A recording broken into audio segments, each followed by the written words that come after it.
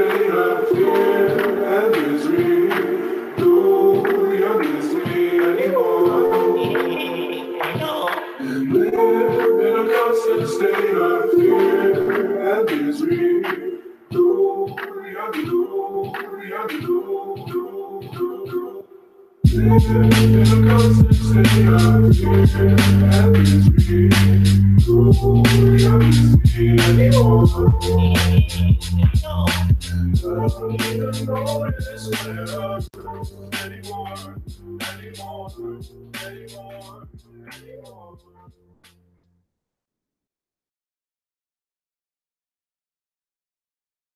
Welcome to the world of fuck it. We'll do it live. So we're bringing you Block Digest number 164 to you on Thursday, March 14th at block height 567,046. And VLC, you can go to hell. Yeah, we do it live here. We got that intro and sound stuff. We kind of are still a little sloppy on it. That's just always a little bit of technical difficulties with getting everything to work in order. But yeah, it's we're all here now. So how you doing today, Janine? No para? Pretty good. It's pretty good. snowing where I am. That's nice. It's starting to melt here. We had a blizzard yesterday. I mean, like, geez, I've been kind of going back. My nose and sinuses have been going a little crazy because we got 60-degree weather and then a blizzard. And now the sun's back out, melting everything. Colorado, up here in these mountains, the weather is just so, I don't know, it just changes like a dime. But, yeah, so what are y'all having, a blizzard there or just a nice downfall? Very sporadic snowing out of nowhere and then bright sunshine and then snowing again. It's really stupid. Sounds pretty. So, Shinobi, is it beautiful there too? I can walk around outside without a jacket now because I'm not a pussy. Yeah, you grow up in this winter, cold winter, so you're good to go. So, what is good to go with the show, man? The first story. What is it all about? Fuck stories. Like let's just talk about board games. You know, I've developed a real obsession lately with board games. Why are those so popular? All right. So I guess first thing up is the state of Texas going full complete retard. So there is now a bill, HB 4371, going through the state legislature. Pretty much demanding a KYC AML surveillance dystopia. So I'm going to skip the definitions of things. They're all pretty self-evident. But the core of the bill is verification of identity required. Before accepting payment by a digital currency, a person must verify the identity of the person sending it. A person is not required to verify the identity of a person sending a payment if the payment is sent by a verified identity digital currency. The state may not use a digital currency that is not a verified identity digital currency. So, pretty much they're also setting up agencies to provide tools for people to distinguish a verified identity digital currency from digital currencies that allow users to remain anonymous. And they're attempting to pretty much make it completely illegal to accept any form of cryptocurrency as a payment unless you completely dox the person paying you or there is some kind of KYC AML layer built directly into the cryptocurrency. This is about as batshit crazy as when somebody comes up to you and tries to pay you with a $20 bill going, oh, no, I'm sorry. I'm going to have to take a picture of your photo ID, verify your photo against that, ensure that you're old enough to handle money, take down your name and your address, and then verify this with an identity check database. Like, this is absolutely, utterly insane. Like literally, the only difference from those two situations is that Bitcoin is a digital thing and cash is a physical thing. They both function, for all intents and purposes, the same way. So to see somebody try to push a law like this through the state level and just completely ignore the fact that they are not creating these kinds of requirements for cash is just absolutely insane, because this could only apply on a state level, as in businesses operating out of that state or physical businesses in the state. So if you're going to require the convenience store to ID and KYC somebody to take Bitcoin, why the fuck can they pay you with cash without going through any kind of this identity bullshit? Like, where is the rationalizing that complete inconsistency there?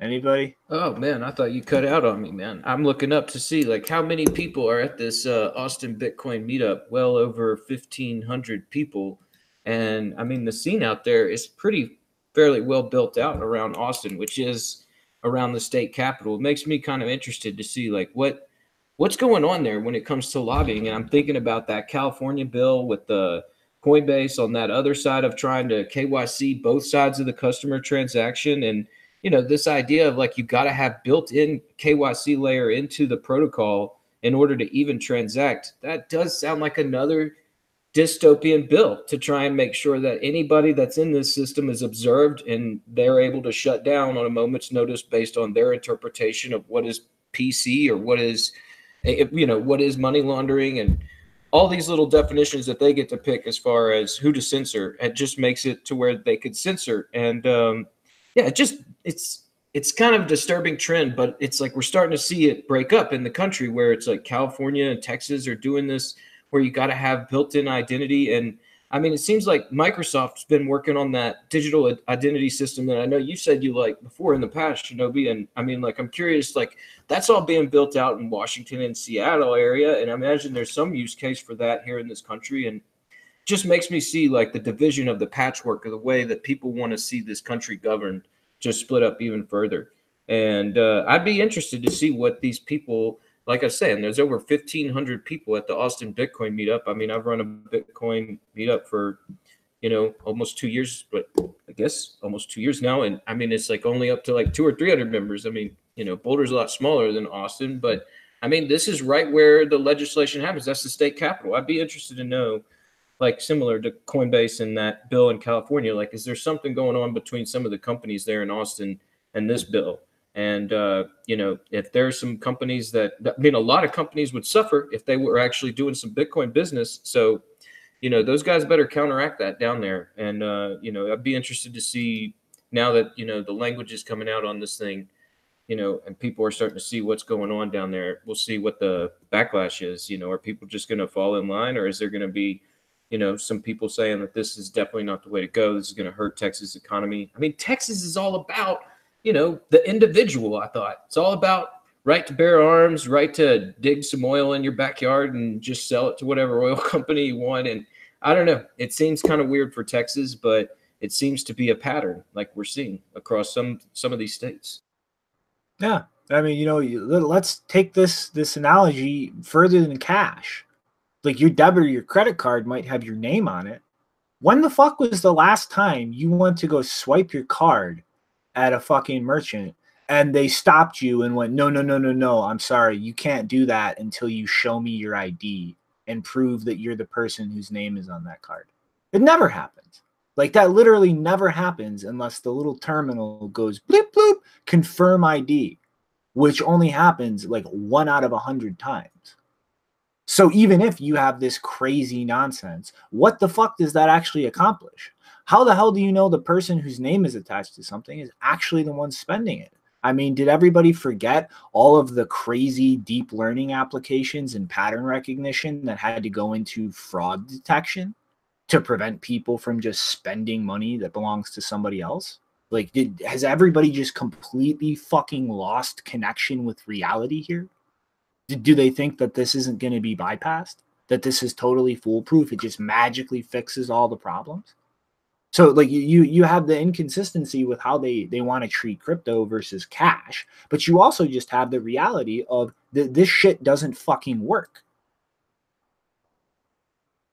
Yeah, like we were saying earlier, before the show, it's like, some of these ideas on chain analysis and chain analytics and, what these different companies are doing and the heuristics that they're measuring isn't really doing anything that they want it to do. I mean, as far as actually verifiably proving that someone is linked to these outputs. And that's just something that I guess is going to be a learning curve for the entire community and some of these states because, yeah, I mean, this is a system of pseudo anonymity. And I mean, like, that's something that you could build out layers of, varying security on top of that for privacy. And that's something that we're all supposed to have. And people in this, in this country are supposed to have a right to that. And I mean, this is just sort of exposing, that there's a huge push from somewhere within this country. And, you can point fingers at whoever as far as trying to, build out this surveillance state to where, free speech is hindered and, yeah, because it'd be crazy. I mean, like, how would business operate if every time you went to go do a transaction, they would say, like, can we verify that this is you? And I mean, it slows everything down. It's just a hindrance to this. And this system is not restricted to the geographic area of Texas. I mean, like, this is going to hurt people in Texas if they don't push back.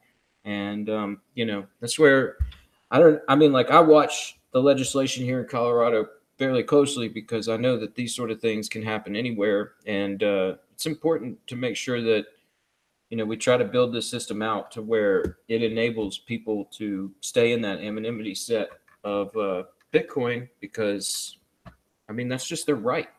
This is like this is an invasion of privacy, and it's definitely something that's going to hinder the economy and the building out of this technology for sure.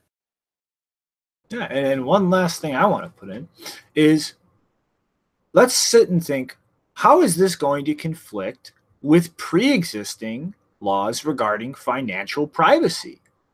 A blockchain by its nature is a public database. So if you start tying people's identity to things and making that connection public, what kind of financial privacy laws is this going to be in direct violation with on a federal level? And newsflash, state governments aren't supposed to be violating federal law. A lot of them have been bucking that trend and ignoring things like marijuana laws on a federal level. But let's see whether you get the kind of public support that does when you're talking about ignoring federal laws guaranteeing people's financial privacy. Yeah, I mean, things are getting pretty heavy. They're already, there's lots of talk about, bringing in some regulation on platforms like Twitter just because, it's so evident now that the censorship of speech and, that inhibits the ability of this democracy. And so, yeah, I mean, like the financial aspect of it, that's even, that's like a direct attack on the economy. So I don't know. This is, it looks bad. I hope we're going to see some pushback. And the same thing with that California bill, because this just looks, really dystopian. I don't want to see this sort of thing built out anywhere in the U.S. because, I mean, this is going to get people to move. I mean, like, there's a reason why I left, the Gulf Coast fairly early is because I just sort of see the writing on the wall as far as like these states sort of taking different positions, and it's hard to place where you're at as like the right place. I mean, you just got to watch everything closely and push back on things that you think it's not going to help the country or help the local economy. And this is definitely something we should see some pushback on. Mm-hmm. So I guess Janine or Nopar, you guys have any comments on this? I think it's beyond ridiculous. I don't find any words. Uh-oh, Nopar is getting raided by the U.S. government. Yeah, sorry guys, I have to put some NSA agents into their place. Uh-oh. I guess Janine, you got anything to pitch in here? No, just that's a really stupid report, and whoever wrote it doesn't understand how cryptocurrencies work, and they should be ashamed of themselves. Like, seriously, if this was a consultant, and I mean, obviously, this was a Texas senator, correct? Or was he a representative? On the state level, I think this was a rep. Okay, yeah. So, yeah, if he wrote this without either he hired a really, really terrible consultant, or he didn't hire any consultant, just wrote it himself. Either way, it's terrible, and somebody should be sad. But I guess anybody living in Texas needs to like reach out and contact their representatives and deal with this now, because from my very basic understanding of the Texas state government is they pretty much just once a year like work on enacting new laws. And so like this is something that needs to be dealt with before anything is voted on and this is put into effect, because this is just absolutely insane. Yeah, it hurts the people of Texas. Calling all people out there, lots of Bitcoiners, and I know there's a lot of multi-coiners down there. So, you guys get after this stuff because it's going to hurt you guys long run. All right, so I guess time to move along, unless there's any last comments. No, that's plenty of derp for the morning. What's going on? That's some awesome stuff here. Well, just a quick announcement. So, Blockstream has officially released Liquid Qt, so a GUI front end client for Liquid D, and it makes things a lot simpler to interact with. So pretty much, it just works the exact same way as the command line, except the GUI. Obviously, if you're gonna run this and validate the peg-ins, then just make sure that your Bitcoin node is set up with the server functionality activated, and that your Liquid config file is set up with your access cookie or the RPC user and password. And if you're not going to validate the peg-in, make sure when you launch Qt that you're enabling the validate peg-in equals 0 option. And I mean, it's pretty much just the exact same kind of front end design as Bitcoin Core, just a very simple GUI. Although right now there is no direct manual coin control, which is one feature I'm kind of waiting for. And also something I would definitely recommend people doing if they're interacting with any issued assets is you can actually, if you look in the documentation, there are configuration options to kind of translate the random string for an asset name into a more recognizable name. If for whatever reason you're going to be interacting with a lot of issued assets, I would highly recommend doing that. Otherwise, I can very easily see a lot of confusion going on interacting with things that are just random strings pretty much that aren't very user friendly in terms of recognition. So if you're going to do that, make sure you find the command options and actually set that.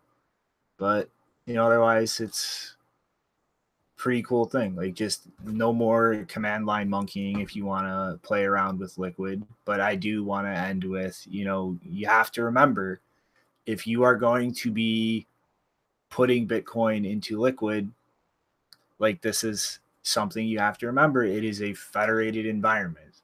Like, once you go in, you're in. And the only ways out at that point are having an account with one of the federators to withdraw through, or finding somebody who is actually willing to swap with you a liquid asset or Bitcoin for Bitcoin on the main chain.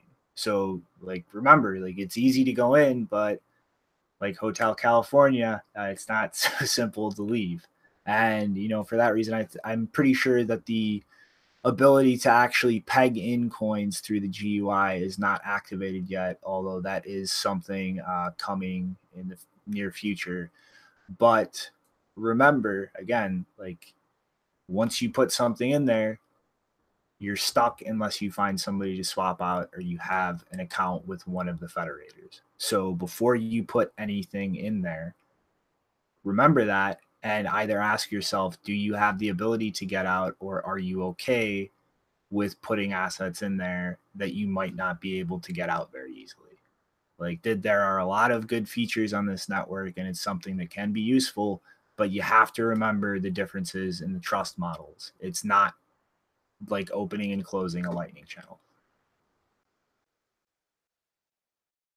Yeah, it's not that, but it certainly is something that's going to be another interesting way to see Bitcoin scale. And I've been really interested to see Liquid develop. And this is something that I think will help as far as just people being able to easily swap from Bitcoin Core to Liquid Core and basically have the same exact setup to where they can understand what they're doing. And, we could see some people build out practical backends towards different businesses while they're, slowly developing with Liquid. So, yeah, I think it is also a really cool development. And for sure, like if you're working in this side of the space, then you need to know all the mechanics of the system. And so, yeah, I'm sure we'll see some interesting experimentation with Liquid, going forward.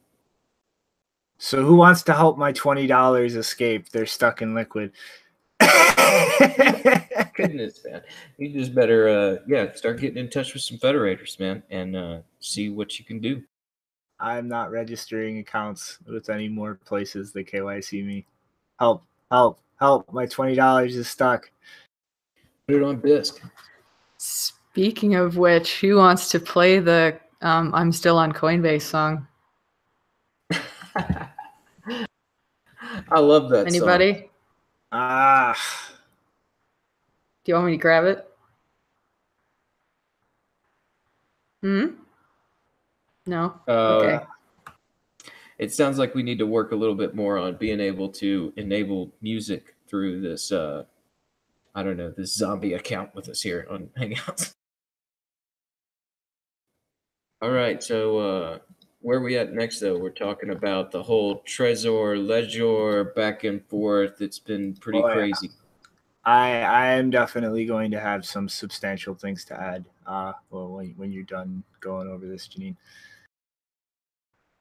Yeah, so if you watched our last episode, we talked about a vulnerability report and release patches that Trezor shared regarding the Trezor 1 hardware wallet, and the show ended with Shinobi briefly showing a tweet about their competitor Ledger giving a presentation at the MIT Bitcoin Expo about, quote, 5 more vulnerabilities. And yesterday, or not yesterday anymore, this was supposed to be 2 days ago, Trezor responded to those claims by Ledger in another Medium post. The first claimed attack was a supply chain attack, and Trezor said this was, quote, out of scope because it affects all hardware wallets and transport, and there is no 100% solution. All companies have different methods to mitigate this. And I do agree with that in the fact that all companies do have different ways to mitigate this or are poorly mitigating it, and that there is no 100% solution. But I would argue that all hardware wallet companies, both Trezor and Ledger, need to do a better job of providing tamper-evident packaging, which is not necessarily expensive, as may come out soon. But they said the second attack was non-exploitable and patched. They said the side channel pin attack was patched. The side channel attack with scalar multiplication is non-exploitable and requires a pin. The surprise concluding attack, which is probably the weirdest one out of the bunch, has not been fully disclosed. So they couldn't give any details about this, but they said that there are implications for all hardware devices based on ST chips. And this can be mitigated by the passphrase in Trezor, and I assume the Ledger as well.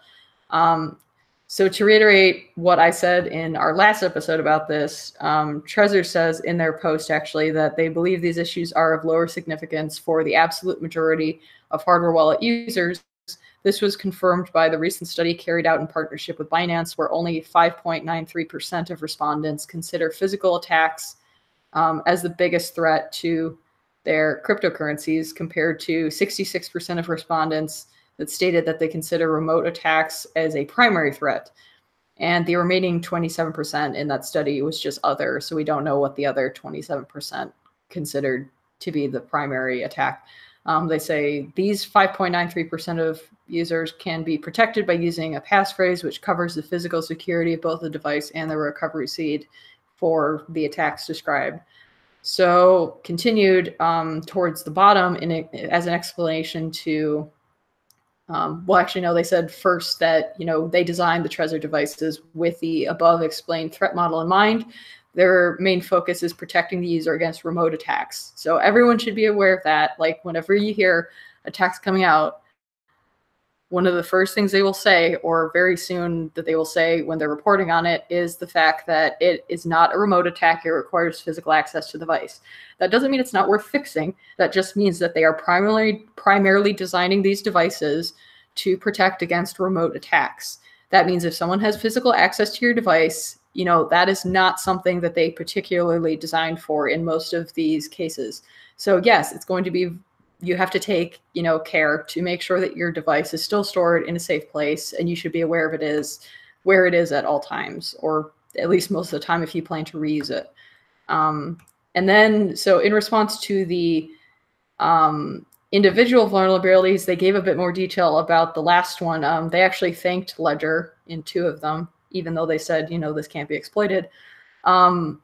But the last attack, they say, we were surprised by Ledger's announcement of this issue, especially after being explicitly asked by Ledger not to publicize the issue due to possible implications for the whole microchip industry beyond hardware wallets, such as medical and automotive, as the medical and automotive industries. Since Ledger is in talks with the chip manufacturer ST at the moment, we will also refrain from divulging any critical information, save for the fact that this attack vector is also resource intensive, requiring laboratory level equipment for manipulations of the microchip, as well as deep expertise in the subject.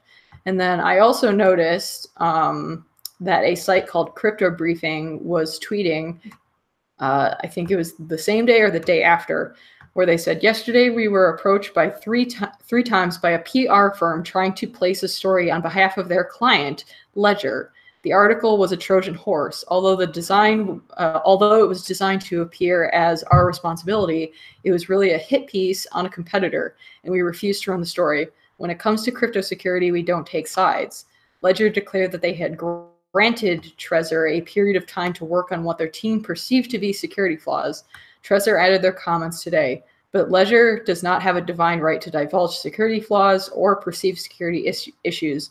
Dressing up a heavily pushed marketing stunt as a security audit for the benefit of the community is bullshit. Maybe next time Ledger's management and outreach team could consider a more positive way to contribute to the crypto community, which has helped them grow so rapidly. We commend Trezor for their composed response. Now, so that's enough reading. So I completely understand that there is a lot of personal bickering and bullshit going on, especially between one hardware wallet company in particular and another hardware wallet company, and very bad reasons for not listing them on bitcoin.org and just, spreading misinformation about the quality of their device. But this stuff between Ledger and Trezor in general, I find to be really, really childish. All Ledger has really done, all of this bickering that happened regarding this whole presentation at the MIT Bitcoin Expo, all it's really done is increase the chance that people will be scared off from using hardware wallets at all, because they're overhyping the impact of one category of the risk model of these devices. And I find that to be really irresponsible. And as Bashko said, I would humbly suggest that these hardware wallet companies stop flinging shit at each other and start providing more secure and reliable products for their customers, because the current spectacle just turns people. All right. So in short recap, the 5 exploits Ledger claimed to find were actually only 2 new ones, these surprise concluding attacks. But one thing I want to make explicitly clear here, because I keep seeing this dynamic of Trezor being the victim of some shady nonsense. And yeah, what Ledger did was unbelievably dirty and underhanded, but Trezor does the exact same shit in regards to CoinKite and their product, especially the cold card. Because in relation to this exact vulnerability, the surprise concluding attack, they Slush personally made a blanket claim that it was exploitable on the cold card, black and white, and then quickly tried to wind that back and go, no, it just probably is. We didn't actually demonstrate it, despite literally just tweeting that they demonstrated it as exploitable and winding that back by deleting that tweet. And I want to break down, just based on a little speculation here, why this is horseshit. The name of this classification of attack, surprise concluding. There is no actual details on how it's accomplished, but that name is very indicative of the nature of it, at least. A surprise concluding sounds like you are cutting off a process or something being executed in the chip prematurely. So something like a security check. Well, given the overall architecture of a cold card, that is not just going to magically give you access to things. You actually have to extract information that is locked away and pull that out of the chip to gain unfettered access to the secure element. So unless that is what this is doing, which by the name of that attack absolutely does not sound like what it's doing, the worst you could do is interrupt a security check on something, which the only relevant thing on the MCU of the cold card would be the timeout, preventing pin retries. And so the worst that this could actually do, if that speculation on my part is correct, is re-enable a previous exploit that would require physically putting traces into the secured chip and trying to brute force the pin of the card, which, if you're following their recommendations and using an 8-digit pin, would take around 2 months to brute force the pin for, giving you way more than enough time to migrate your coins to something else. And if it's not capable of bypassing that check and requiring somebody to actually trace into the secure element itself, then it doesn't affect anything. So the way that Slush claim that this exploit to remove key data is just generally purpose applicable to the cold card is the exact same kind of manipulative horseshit that Ledger just tried to pull with Trezor. So yeah, that kind of shit is unbelievably scummy, underhanded, manipulative PR. But when you look at this situation, remember here that Trezor is not some innocent victim of Ledger. They are engaging in the exact same kind of behavior and horseshit with yet another one of their competitors. So overall, like, yeah, that's underhanded and scummy, but Trezor is doing the exact same shit that they were just the victim of. So don't look at them as some high and mighty group that's doing absolutely nothing wrong. They're the pot calling the kettle black. Did any of these hardware wallets got discovered remote attack before?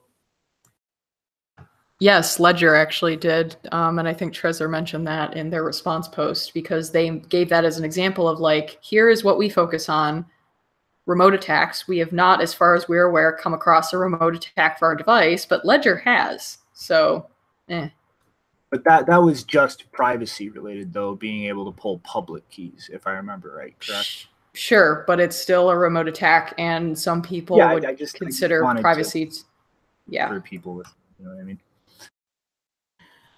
And it is, you know, the flinging shit back and forth is like a ugly sight to see. I mean, it's one of those where, you know, I started breaking out the Ledger and I was thinking, you know, man, I'm never going to use this thing, but maybe I should split my funds up between my Trezor and Ledger now. And yeah, it's all really, I mean, it's all building up this fear of, like, it's just sort of marketing saying, like, hey, we need to, you know, try and get our sales up. And so let's put the other guy down. And I don't know if Trezor's playing the victim as much as, like, yeah, they were just kind of the first movers on this whole thing. And this idea of, like, securing your hardware, you know, your keys through a piece of specialized hardware that is off of your computer. I mean, they are kind of the ones that started that whole trend. And so I guess it's more or less just like people look at them as like they're the ones that sort of created this idea. And now it's all sort of being pushed aside, this idea of, like, securing this little device.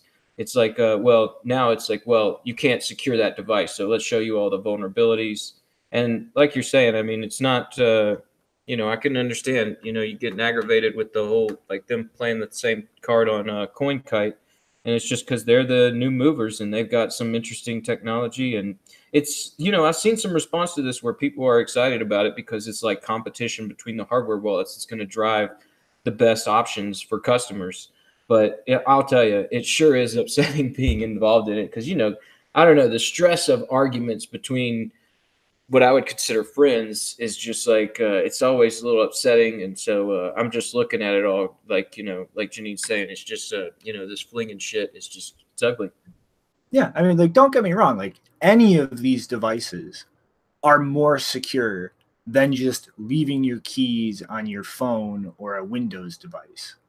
But some of them are, not if it's air gap, but like some of them are objectively more secure in other situations than other ones. And like, frankly, like Ledger and Trezor need to cut the horse shit, stop lying, stop misrepresenting bullshit, and just be honest about their security models and let customers make their own fucking choices based on accurate information. Cut the bullshit, cut the lying, cut the PR spin, give an honest description of your fucking trust model, your security model, and let users make their own choice. Any of them are more secure than just using a regular network computer. So cut the horse shit. Stop scaring people away with this fucking underhanded bullshit, trying to get a bigger share of the market. Let the fucking market decide. Yeah, that's well said. I mean, like I was saying just a second ago, it's upsetting to see us like especially whenever it's like, everybody a few years back was saying like, yeah, this is the best practice. Like, this ability to store your private keys off of the systems that are, have all these attack surfaces you could compromise. And now it's just like this nitty gritty of like, hey, there's a market, like we need to take a certain percentage of that. And yeah, it's upsetting, especially whenever we see, newcomers like CoinKite's cold card and like the features that brings. And there's just like blood cast on it. I mean, it's the free market at play, but it's definitely, I don't know. It's one of those sectors of the space where you hope they're not really, like we're saying, flinging this shit at each other, because it's an important aspect of the space is the security of your private keys. So, yeah. It's hopefully we can all move past this MIT Bitcoin Expo. I don't know, just the bashing of the hardware wallets. So I guess, Janine, Nopar, you got any more to toss in now that I have my rage demons exercised? Oh, I wanted to leave this for the final thought, but anyway, I think as long as there are no remote attacks, I cannot not recommend any hardware wallets. Supply chains attacks are tricky, but in the end, it really doesn't matter. It just what matters is that what color do they sell, right? It's pink or red. That's the most important thing, basically. That you cannot really make it secure enough to withstand every kind of physical attacks, and you shouldn't even expect that. Yeah, and I agree with you, but like, my main problem is with like companies misrepresenting things. Like, all three major devices have different architectures to defend against physical attacks. Some are more robust, some are less robust. But like the reality is a physical attack is a physical attack, and there are different ways to defend against it. So stop lying and acting like, this model that is objectively better isn't better than yours or shit like that. Acknowledge it. Like, all people need to know is like, this is like the level of security my device has against a physical attack, and I know how to deal with that. Like, they'll make their own choices. Like, that's fine. That's what people do. But they need to be informed when they make their choices, so they know how to respond to something if that ever actually happens to them, instead of having some false sense of security or misunderstanding like the difficulty of attacking it and how much time they have to respond to it. Yeah, I have a comment. Like, do you think that we're starting to get towards this moment where it's like multi-sig is starting to become the best practice, where it's like you better have, you know, hardware wallets with multi-sig involved and to really secure your funds? I mean, it seems like that. I don't think so. I mean, like, I really think that that's just making it more likely somebody's going to lose their money because there's more things to keep track of. Like, you have to have seed backups and maintain access to multiple things. Like, I can see a time in the future where that makes sense, but I don't think it's here now. Like, I think that is going to require Schnorr signatures so that you're not like having increased costs to spend from multi-sig, and they can be redundant enough that you just have a bunch of little cheap devices that are replaceable. And if you lose enough of them, you just get more and make a new address. Like, I mean, I think in the future, yeah, we could easily start moving to models like that. But I think right now, for the average person, like, that's a bad idea. Yeah, I think ultimately it's like the customer just has to realize, like, it is very hard to stay secure and it requires diligence. And even still, it's almost impossible to guarantee your security. Look what Lapa's doing with that, major steps to try and like go dark. It's pretty crazy. I'm watching it and just like fascination going, I need to do this stuff, but it is difficult. Mm-hmm. So I guess ready to move along, or any more? Ready to go, man. What's going on with this IBM custody? Alrighty. So IBM is jumping into the crypto custody space. And this is a very different approach they're taking architecturally and business-wise than everything else. Like, they are not trying to do what, say, BitGo or Fidelity is. Like, they're not going to be operating a cold storage system themselves and holding other people's money. What they're going to be doing is pretty much establishing infrastructure to allow companies to self-custody things and hammer out the tools to actually secure and manage these.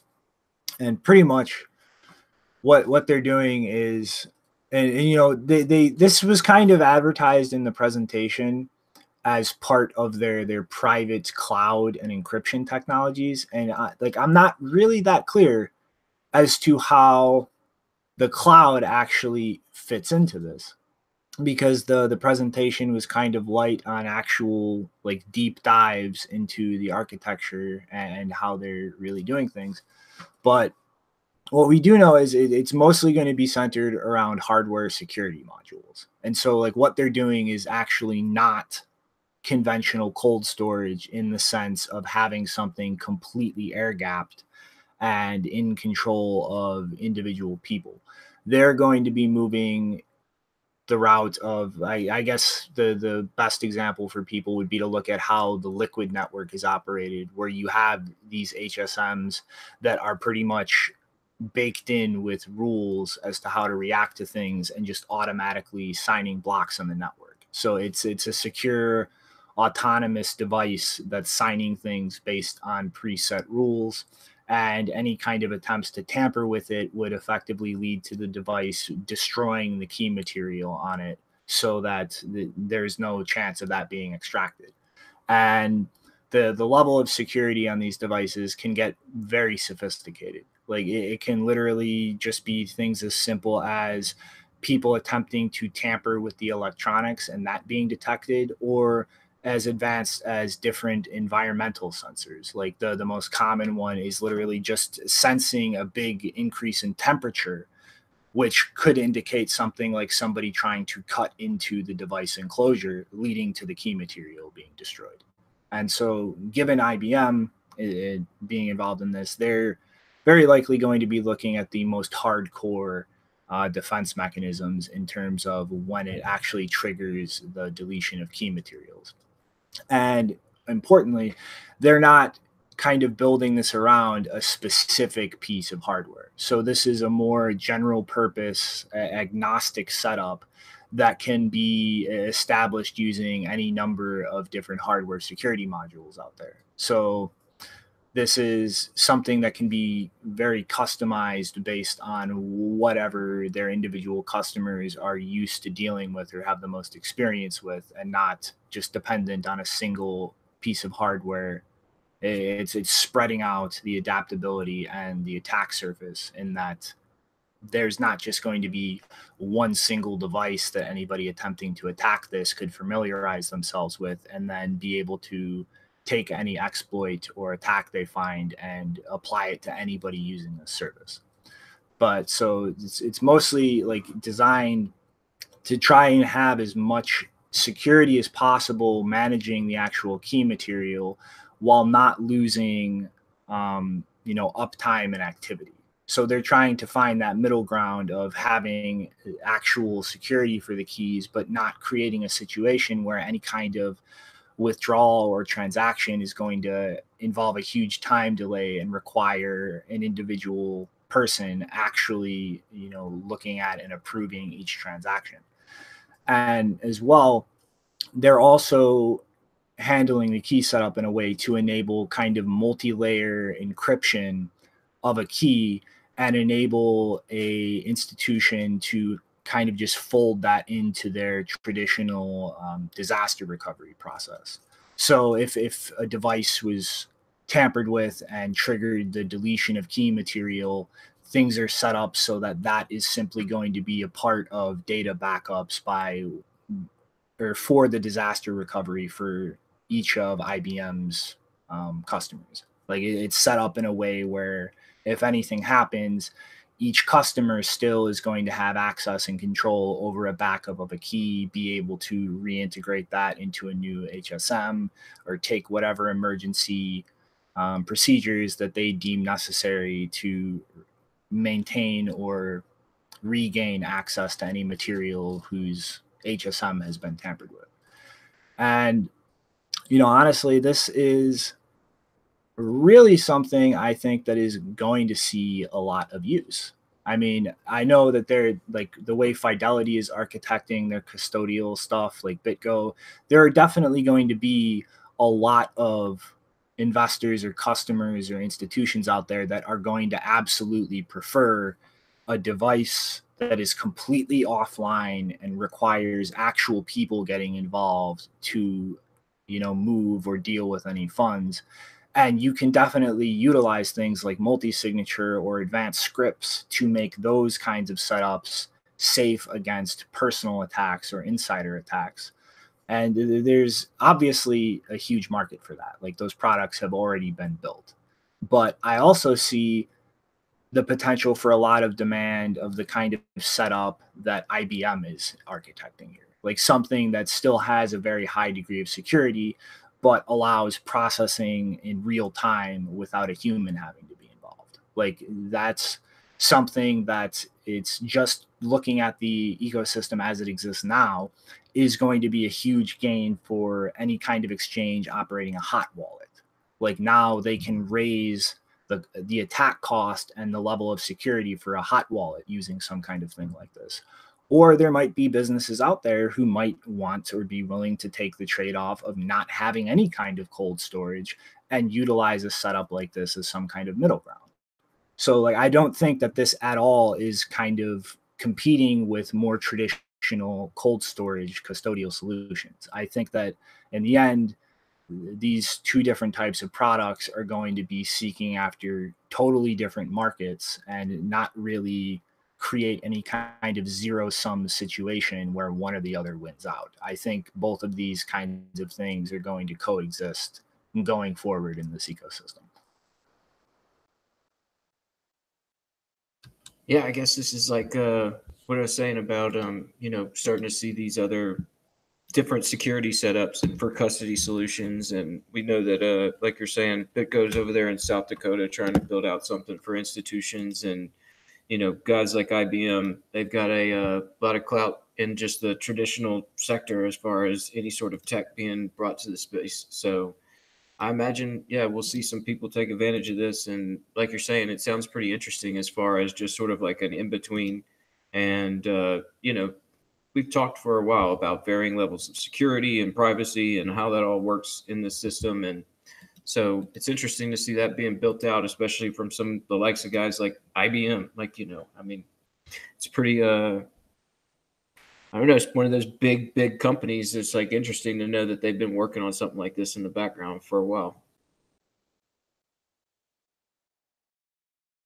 Any other comment on this? Cough it up, fuzzballs. No.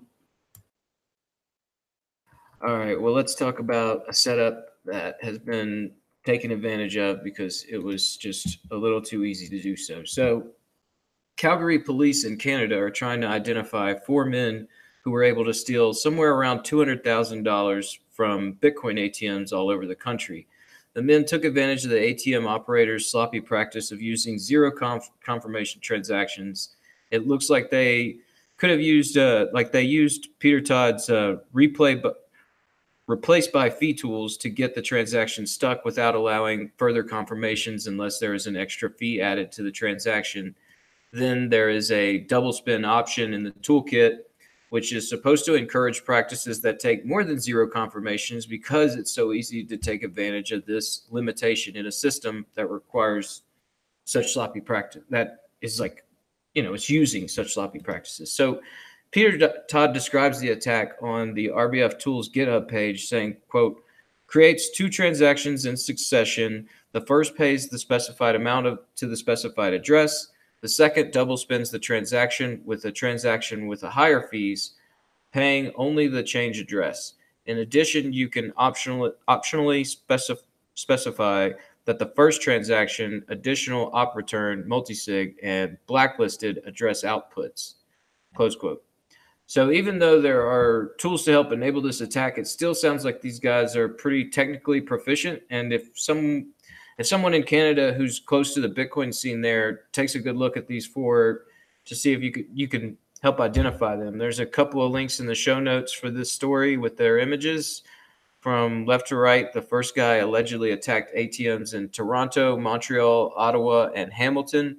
The second is the most prolific, who attacked ATMs just in Calgary. The third was in Winnipeg, while the last is in Sherwood Park. If you know any of the suspects, you can make an anonymous tip through the Calgary Crime Stoppers at calgarycrimestoppers.org. These men were able to exploit the double spend Bitcoin in exchange for cash with over 112 transactions in 10 days, netting the scammers a total of around $200,000. The average transaction was around $1,800. CCN did some research to find 45 Bitcoin ATMs in Calgary with only 21 allowing the sales of Bitcoin. BitNational, Bitcoin Solutions, and Bitcoiniacs are the owners of these ATMs, and some have a daily sale limit of around $9,000. Although CCN wasn't able to get the companies on the phone to see if they still accept zero conf transactions, Peter Todd had a thread on the subject where he was responding to a guy named Matt Quinn on Twitter, speculating that the companies kept quiet about the attack in order to keep attention away from the attack vector created to give this good user experience on instant sales without having to wait for confirmations. Peter responded saying, quote, I've talked to ATM companies before who have had high losses due to accepting unconfirmed transactions. I got the sense that they weren't willing to go public due to a combination of factors such as not wanting to encourage more thefts, wanting to hide losses from investors, etc. Close quote. So it's an interesting exploit that has been around a while now in order to provide good user experience for customers that want the service. But this might just throw the Bitcoin ATM system in shock for some of those Bitcoin buy and sell machines. I'd be interested to see if these sell machines are still operating. And if they are, I'd imagine they have removed these zero comp transactions, but that's, still not confirmed.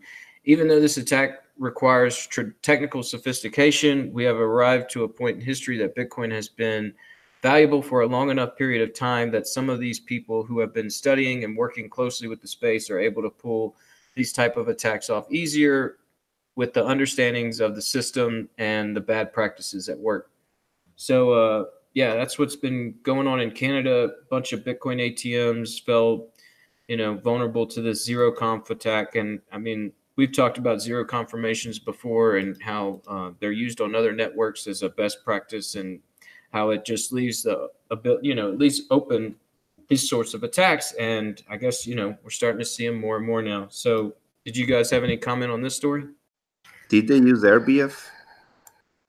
Yeah, Peter Todd's toolkit. But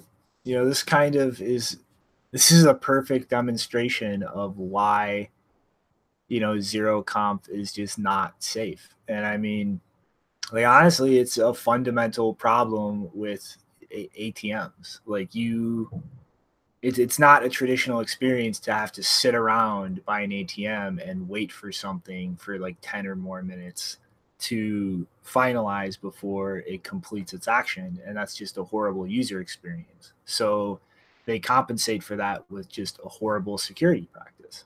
And I mean, you could potentially fix this with Lightning Network. I mean, an entire ATM network could literally run off of one Lightning node with all the ATMs connected to it. So it's not like each individual ATM would require its own channel to receive funds quickly. And that would deal with this issue on the security side and the user experience. But, it's also, it kind of shows these voucher system models are a lot better. Like, you on the selling side would actually have to send the coins to a voucher service, finalize, and then get the voucher. And anywhere where these systems allow selling, like, you actually have to physically go to a merchant that's doing this and give them the voucher to get paid out in cash. And so, like, there's a lot more time involved for things to finalize, where this isn't an issue, because it's not like that instant, you just sent the transaction, so here's the money from the machine. Yeah, I'm wondering if maybe we'll start to see, less of these Bitcoin sell machines, and people just starting to understand that you can only buy Bitcoin from an ATM, and the best practice is just to have, other ways to sell it. I mean, because like you're saying, I mean, you can set it up, but you're going to have to wait around that general area for a while. So I don't know. We'll see how this changes the ATM best practices. I know it's something that I'm watching closely. I like this idea, like you're saying, about Lightning ATMs. That sounds like maybe the next step we need to move towards, just similarly as we're talking about all this storage from first generation companies to store private keys, to where now you got companies like IBM stepping in to build out other solutions. I mean, maybe similarly, we're going to see, other companies that are big in the ATM business start to set up something more like that. But we'll have to see. Hopefully, people will start to learn a lesson on zero confirmations, though, because I see too many people just spouting about, zero conf is secure. It's like, are you kidding me? No. So, I mean, at least this will be a good place where I could pull out an example and say, yeah, look how secure this is. Why? How do you double spend without RBF? Just a custom tool. Like, all I need is a Python script. I send one transaction with a normal wallet and then use the Python script to send a different one with a higher fee. Yeah, then the miners. That's RBF. What you're talking about? Well, no, I mean, that's a flag to make it easier, but you can do that without it. No. Without, you should not be able to, because the nodes refuse your transaction. So you should somehow make sure that the network splits, to my understanding. Is that incorrect? I can just send the scam one to the fiber network and then the other one to the network at large. And that scam one is guaranteed to hit all the miners before the other one. Like, I put it right into fiber. Okay, that's interesting. That's quite a new thing, though.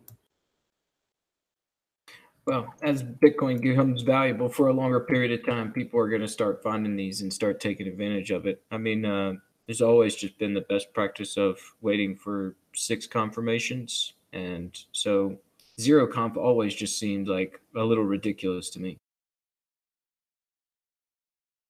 Yeah, but it's not that ridiculous if the attacker cannot do it in a sure way, right, with RBF, because what's happening right now is that people are ordering stuff from eBay, and then they say that, hey, nothing arrived, but their iPhone already arrived, so they use the iPhone, whatever, but they say nothing arrived, so they get back the money.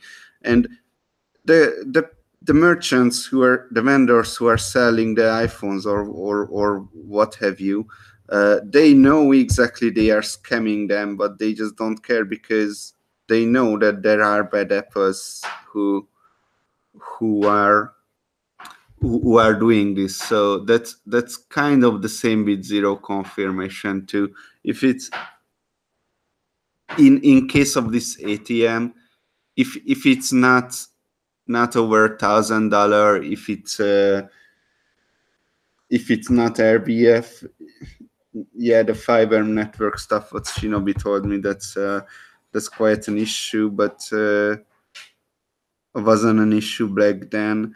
I think people can provide a much better user experience for the majority of the users, as long as not too many people does the bad things, the double spend things.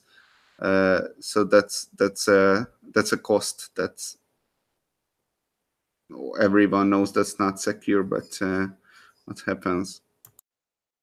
Yeah, I mean, like, ultimately though, it's ATM operators setting things up in a poor way. And I mean, like, we can talk all day about making zero comp more statistically less likely, but Lightning solves it absolutely. So why not go for the absolute solution? You know what I mean? Yeah. I'd really like to see that, what you were explaining earlier, like, you know, need to get the right people together to talk about building out a Lightning ATM solution. Alrighty though. Ready to move on? Yep.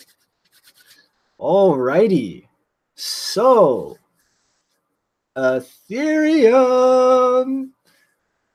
More fallout from the Constantinople hard fork that completely failed to go through because of last-minute bugs. So, Block Cipher is a very big, very old block explorer in the ecosystem. And they run Ethereum and provide an Ethereum API and explorer. So, around mid-December, when the Constantinople hard fork was announced, they started getting ready.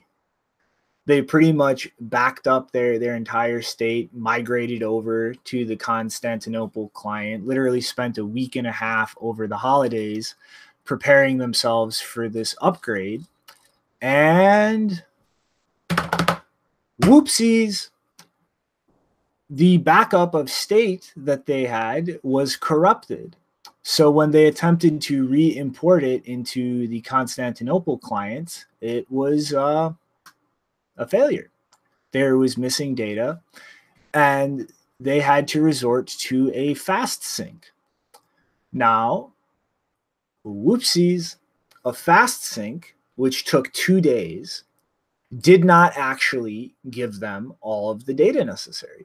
It created only a small subset of the data on the blockchain. And as a block explorer offering an API for a complete record of the Ethereum data set, that's pretty much an unacceptable solution. And so they had to resort to a full sync, which they began on January 12th, which requires syncing 2 terabytes of data. And dun, dun, dun, then Constantinople was canceled. So literally after spending 2 weeks of prepping, getting ready, migrating over to a new client, having all of these data management issues in the process of migrating, all of that was for nothing because the entire hard fork was canceled. And so now they're left in a situation where they have to move back to a previous client and deal with all of these issues that would not have happened if they hadn't tried to move over to this hard fork that was canceled. And so 2+ weeks they had to spend trying to do a full sync. And guess what? By default, a full sync does not include the entire full state that they were trying to recover. So literally, so far, let's tally this up, they have wasted a month of their API being down and dysfunctional because they attempted to migrate over to a new client for a hard fork that was canceled at the last minute.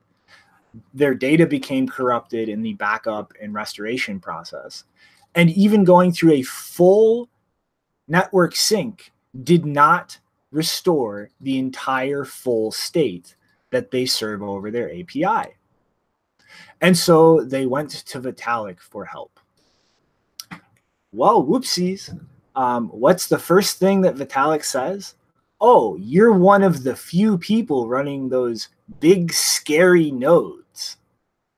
And so they asked him if he was aware of anybody else running an actual full node that they could sync the state off of. He didn't.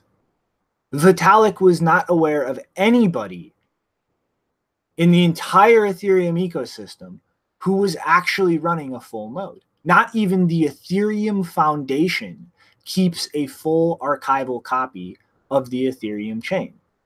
So now, after an entire month wasted, with literally the founder of this project completely unaware of anywhere they can sync a full state, they have to go back to square one and full sync again, altering the default option, which did not compute the entire full state.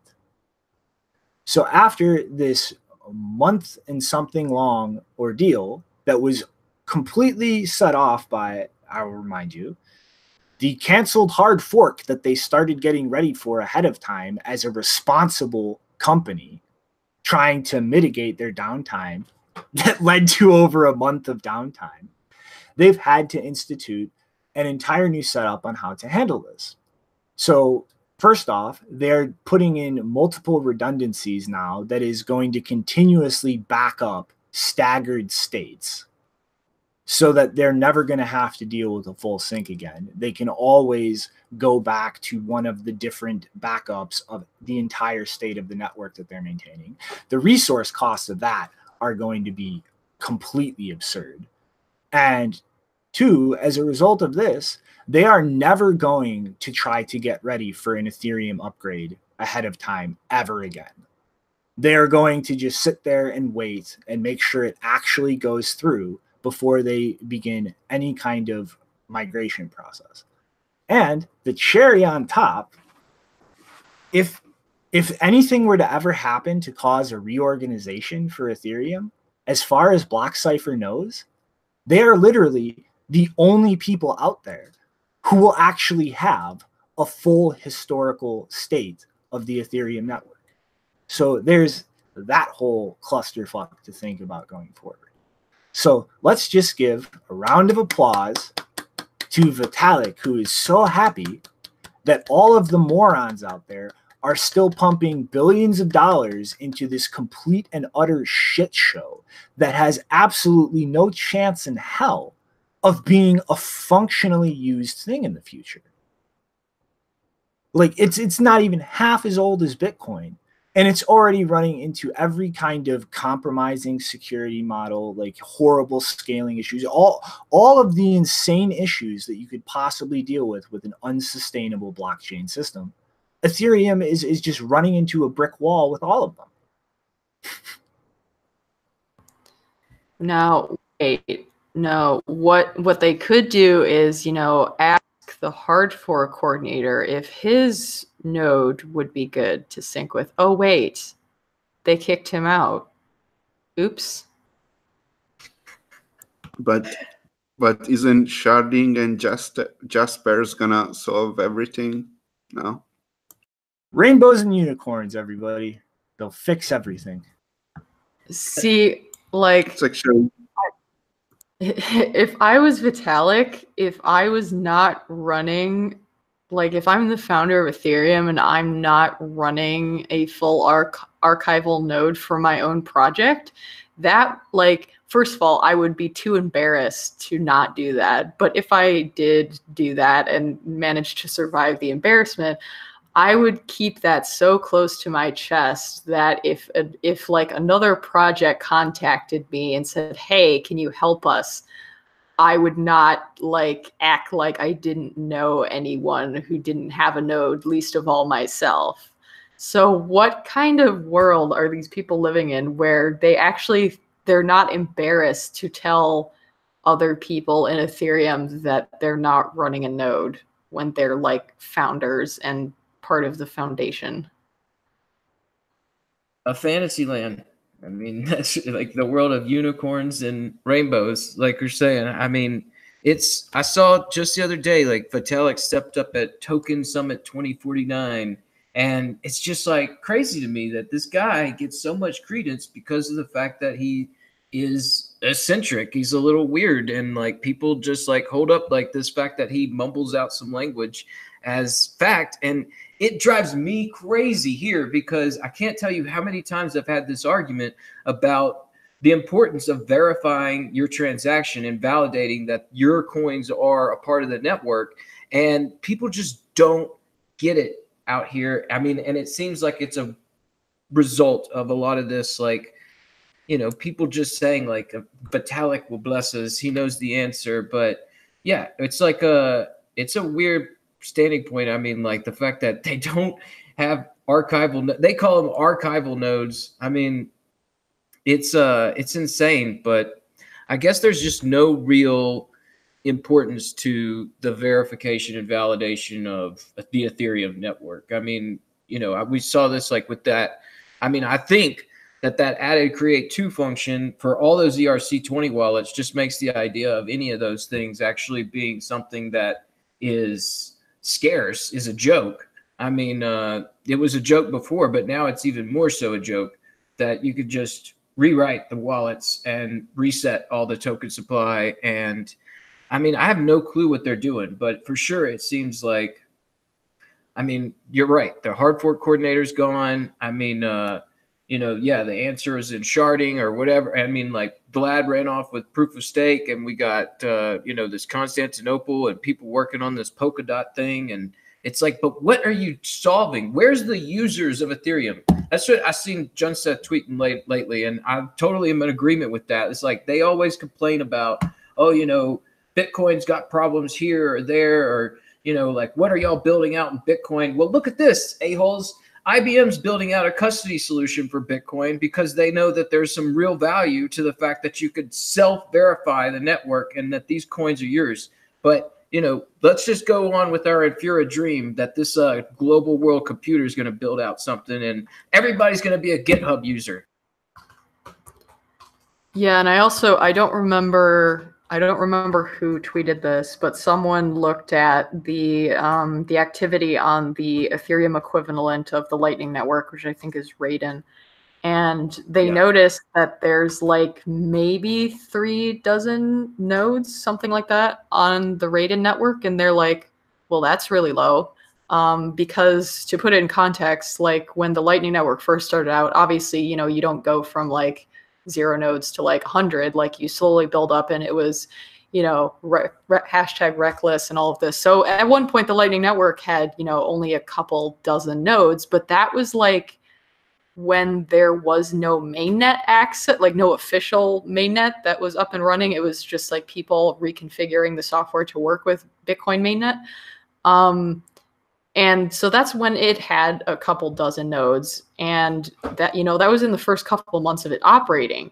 But the Raiden network has been up and running for a couple of months now. It's supposed to be like a legitimate thing that people use, and it hasn't grown in the number of nodes as far as I can see in like 3 months or so, 3-4 months of operating, which is like basically dead. Like if you only have that many people, it's not growing, it's not like that really show you, like, the reason people want to use the Lightning Network is because there are a bunch of people that are using Bitcoin that want to take advantage of the low fees and the fast transaction, you know, loose confirmations that you have with Lightning Network, not settlement. But there are people who want to take advantage of that. But is there anyone on Ethereum who is actually using Ethereum for that kind of stuff? Because I don't see that happening. No, you know, I think that they are actually trying to compare the usage of their stablecoin XDAI to the Lightning Network, and saying that the volume on that network is comparable. Whenever, yeah, it's totally separate technology, and it is crazy if you look at the growth of that network. It has not gone anywhere. I think if anything, people could start to look at what's going on in the Ethereum network as there is absolutely no consensus on a way to move forward. Okay, here's an idea. Let's compare, I don't know, DAI's volume to Tether. You got wrecked. It's a fraction of it. I know this guy was like, what's a proper metric? What do I compare XDAI to? I was like, I don't know, the JP Morgan coin, USD Circle, Tether, you know, all these people, these major corporations that are trying to create their own stable coins and compete. That's what you should be comparing them to. And right now it's just a couple of developers, it's actually here locally in Colorado, that are working it. I mean, it is laughable, and I don't know how they're still selling this product. What does DAI stand for? Because whenever someone says DAI, or whenever I see DAI on Twitter, I think of like a hippie in a tie-dye shirt or something. What does it stand for? I have no, I bet you it's decentralized autonomous something. So what would the I be? Decentralized artificial intelligence. Yeah, there you go. Decentralized artificial idiots. Something, I don't know. It really is something that is crazy. I mean, like this fork and all the statistics and everything coming out of it, it's been, I don't know, people are kind of praising it, but to me, it just looks evident that this network is split. There's no real consensus on what's going forward. Everybody's kind of going different directions and saying, yeah, that'll work, but nothing's actually working. One last question to close this topic. Do you guys think Ethereum is going to last for a very, very long time, or it's just now everything is really turning out and it's basically breaking and it's just gonna die now? Well, I will get into my prediction for Ethereum in one of the further stories, but It's dying. Dying. Do you guys mean dying as in like death dying, or dying as in As in, like, it's a trap and they don't want to answer the question. This is the die side of history of ETH. Ethereum's going to die, the token? All right, so let's keep going. What's going on with some more of these crazy word seed storage that we have to, for some reason, get back into? Yeah, so our followers on Twitter will especially know that we have repeatedly called out JW Weatherman for sharing dangerous advice about seed splitting as he pretends he's on his epic quest to pretend to be a security researcher. And for anyone who doesn't know, seed splitting is a stupidly old idea where instead of keeping a full copy of your 12 to 24 mnemonic seed words, which is essentially your private key, you would divide up the seed words into 3 or 4 pieces of paper, in which then you would need at least 2 of those 3 or 2 of those 4, whatever the scheme is, in order to recover or access the Bitcoin on those keys. And while it appears that in late January, Jamie Redman published an article at Bitcoin.com titled "Shamir's Secret Explained: Distributing a Seed Phrase into Multiple Parts." He then presents a seed splitting scheme as a simpler version of Shamir's secret sharing.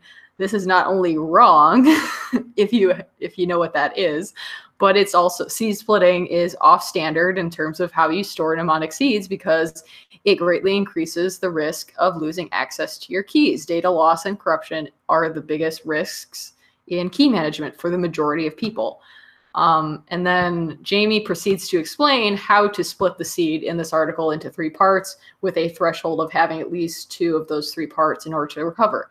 And unfortunately, since I and most people here don't read Bitcoin.com for very obvious reasons, we didn't notice this article until recently. And a bunch of people have since commented on Twitter calling it out, saying, this is stupid, you should remove this. I haven't checked if they did remove this.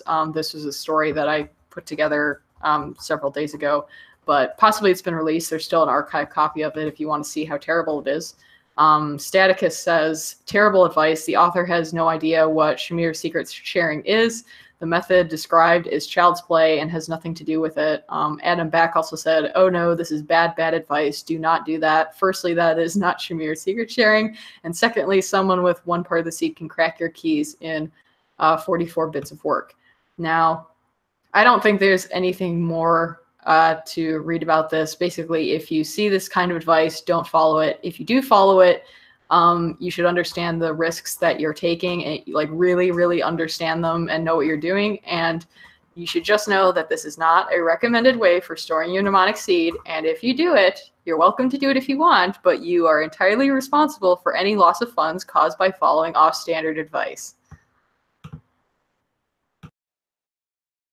Yeah, splitting a seed is a horrible idea. Like, one, you're just increasing the likelihood you're going to lose something and lose access to your coins. And two, even a partial seed that somebody finds, you've just removed almost all of the entropy that secures your coins and brought things down to a point where brute forcing the missing words is absolutely something that's practical. Yeah, for sure. Grinding out 8 words is a hell of a lot easier than grinding out 12. And yeah, I mean, it's just like all around a bad idea. We've gone over it quite a few times. And I mean, it definitely leaves you open to, you know, one other person losing a side of the seed, or, you know, instead of just you. It's one of those, like we're saying about the scale of security and privacy and everything like that. It's you know, it's hard to stay secure, and some people want to try to find ways to try and split that security up, that responsibility. And you know, this is one of those things where it's just a bad piece of advice on that. You know, I think you'd be better off doing like the multi-sig thing or something like that if you were worried about that sort of thing, because yeah, your seed is very important. All right, any other comments before we slide into this craziness? Yes, I think it's just worth mentioning that this Jamie Redman is actually, he has been caught red-handed before creating sock puppets. So Wow. Didn't somebody do a video about that a while ago, No Para? I vaguely remember that. I even forgot it. Yes, we did. Well, yeah, definitely be wary of the guy with a bunch of sock puppets. You never know what his motives are there. So here's a little bit of a crazy story.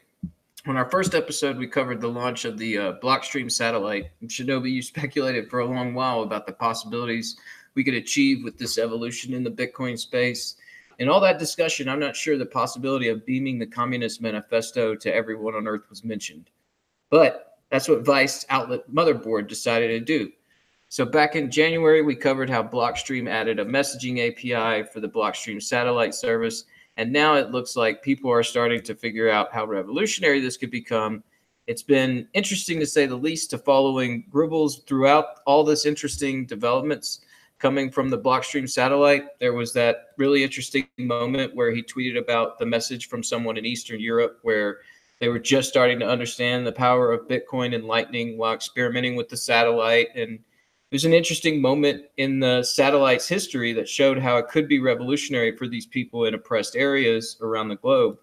Well, now, thanks to some weirdos at Motherboard and this resulting publication, I'm guessing people are going to remember this moment when whenever a segment of the Communist Manifesto was pushed down onto the globe. It's kind of a ridiculous move on the part of Motherboard, and it makes me wonder why the Communist Manifesto. Well, according to the outlet, quote, well, why the hell not? We live in a world where this is a possibility, my friends, close quote.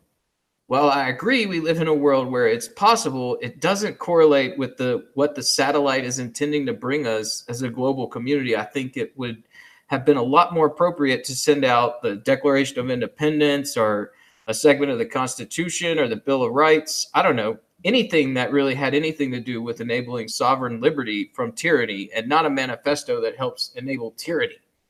It's a move that makes me think they're just trying to build a thought relationship between people about Bitcoin being a socialist or communist experiment. I don't know. That's just what I'm thinking. Talk about a move with the times. Just a few years back, this was all about a network used for criminals, and now it sounds like the mainstream is starting to port over their Russia mania to Bitcoin. What do you guys think? Yes, comrade. We will use capitalism to spread Karl Marx's communist genius. Yeah. Yeah, I have a question. So in I didn't look at Motherboard's statement, but did they actually say, well, why not, my friends? Did they say my friends? Yes, that's what I was thinking too. It's like, I was like, what? Well, that's kind of weird. Like, that's not very authentic for a bunch of communists. Shouldn't they say my comrades? I was this friends bullshit. It's comrades. That's the hip new communist from Western society, is my friends. These are my friends. We all get along. We don't make each other upset. We all work with one another.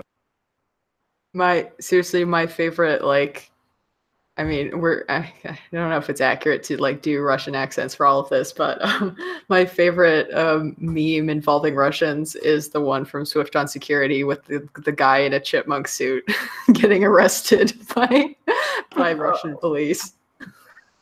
We need that one in a final thought or a tweet, because I can't remember that one. That Swift on Security account, so great. Seen so much good stuff. So. All right, comrades. Are there any more comments?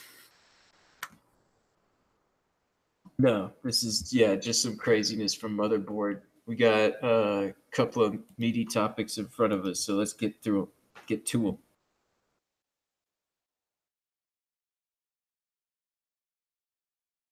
Janine. Oh yeah, that's right. The I'm sorry. Okay, yeah, sorry. Oh, I'm sorry. We're at the ConsenSys stuff, or the out of ConsenSys. So basically, ConsenSys facilitated a working group for the European Union Blockchain Observatory and Forum, and they published a report titled "Scalability, Interoperability, and Sustainability of Blockchains." And you don't have to read very far into the report to reach the crux of the goal of the paper, which is to argue that the first wave of blockchain adoption will be characterized by a large number of permissioned, purpose-built blockchain platforms geared towards a specific use case or user base, end quote. Further down on page 8, they say, quote, considering how new and in certain respects untried blockchain technology is, working in a walled garden can be prudent for software development and data from a software development and data security perspective. In the scalability section, they criticize Bitcoin for being able to only process about 7 transactions per second. And, quote, with the current state of blockchain technology, this lack of performance cannot be avoided, at least in public permissionless blockchains. It is part of the price of securing the network.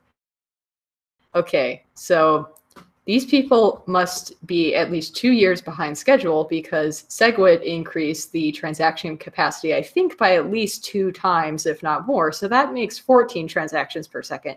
2, apparently you guys completely missed all of the Lightning stuff going on, which also massively increases the transaction per second statistics. So you guys are 2 years behind schedule with this paper, at least 2 years.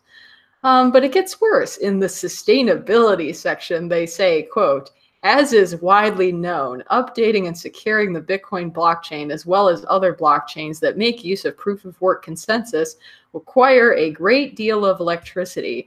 By recent estimates, Bitcoin consumes the equivalent amount of electricity in a day as the country of Singapore. Does anyone want to guess who they cited for this statistic? That totally scientifically accurate article saying that all energy consumed by Bitcoin is coal. Yeah. So, surprise, they cited Digiconomist for this part, which, for anyone who is not aware, we have covered the issues with Digiconomist in terms of the research methodology, or lack thereof, I should say, and the exaggerated claims that he makes a number of times in previous episodes. I don't have the list here, but if you search for I mean, we had that episode, the special edition with Jonathan Bertrand, and I think there's at least 3 episodes where we talk about environmental madness and bad journalism. Now, there was one Twitter user by the name of Reality Absorber who noticed something funny about the authors of the report. Now, not quite funny because they did kind of disclaim this in the report, but let's take a look at it anyway. The report says it is written by a guy named Tom Lyons, Ludovic Corsellis, and Ken Timsit. Lyons is the executive director of research and advisory at ConsenSys. Corsellis is also a consultant at ConsenSys. Timsit is a managing director at ConsenSys. 3 for 3 in terms of ConsenSys people. Interesting, all of them are in managerial or executive director roles. I do not, when I was looking up their names, I did not specifically see any kind of development experience. That's great. The workshop manager is listed as Rito Gadiant, who is from the Crypto Valley Association and B Academy and runs a consulting business out of Zug. Again, another consultant who doesn't look to me like these people are technical. And then a guy named Benjamin is a digital designer from ConsenSys, and he did the design of the report. None of them, I don't know why, because most reports, they usually list their employer, especially if, you know, they're doing it on behalf of their employer. They will list their common employer next to their names in the title page. But they list this separately in the credit section. And at the end of the report, that states, this report has been produced by ConsenSys AG on behalf of the European Union Blockchain Observatory and Forum. They further have a list of observatory working group members, and most of these people are like tax compliance people and managers and some university researchers.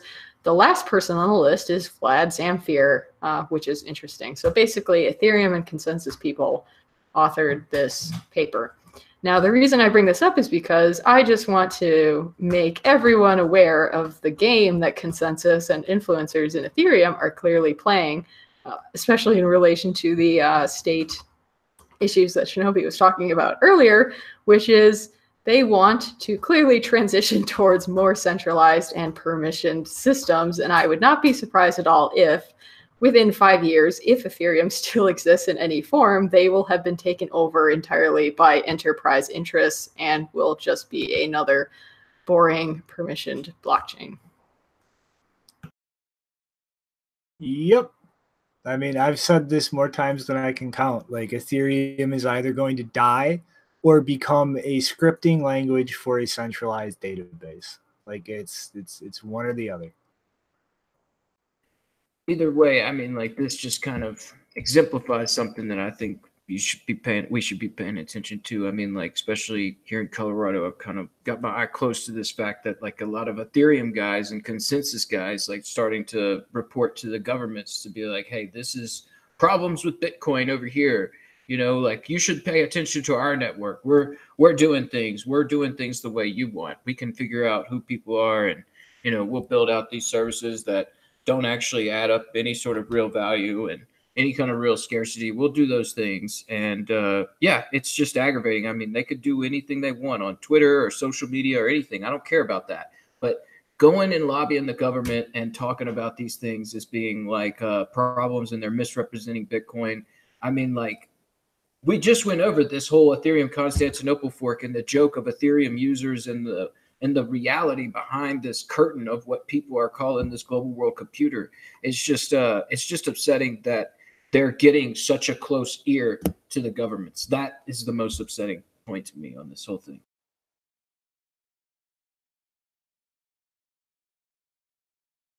Mm-hmm. I mean, it's just like, I just find it like, thank you, Vlad, for correcting my prior delusion that you were an intellectually honest person. Like, citing that Digiconomist article and this report is like you have just demonstrated your complete lack of intellectual honesty and your integrity, because you are damn well smart enough to understand that that report is completely inaccurate, and that what it literally amounts to is just blatantly obvious false assumptions and grade school math. Yeah, that's one of the worst ones. I cannot believe that thing keeps getting cited. I mean, it's just an awful state of the facts out there as far as people looking at factual information. They just read the narrative that wants to, get them right in the feels. And it's unfortunate because now it's like these narratives could spring people onto a dystopian nightmare. And we really need to pay attention to the facts. And, especially some of these guys that have the power to legislate and everything. That's upsetting. Mm-hmm. All right. Any more comments? All right, I'll take that as a no. So, no part. You want to take us through this dust attack going on in Wasabi? This is actually something I wanted to get a decent conversation out of. Oh, yes, sure. So Wasabi users were dust attacked or something like that. Traditionally, a dust attack is that when you are sending money to people and to old addresses of people, and you want to see what new transactions their wallet is going to incorporate the money that you sent previously. So you can do together their clusters, their what clusters, old wallet clusters and new wallet clusters. But of course, this doesn't work with Wasabi because it works differently than other wallets. It doesn't just show you a balance and works in the background like magic, but you need some more user interaction, some more conscious decision to make a transaction. So what did they do with Wasabi? They sent money to Wasabi CoinJoin output, and that's what they did. I'm not quite sure what information they gained from it, but it's definitely a nice experiment to see. But just to be sure, I released a new version today, and I hide the dust from now on just to be sure. I don't think there was anything issue with that, but when I tweeted about it, some people got really excited about my tweet, like from some odd coins, and they got really excited that the whole concept is broken. Anyway, okay. They think. That's pretty much what happened. Yeah, see, like this is just absolutely nonsensical. Like, I don't see how anybody can think that this is really a problem. Like, the two issues I see with this is that one, like the issue with your anonymity set calculation, this could overestimate things anonymity sets, or it could make the fees higher for CoinJoin transactions. But like in no way does this damage privacy at all.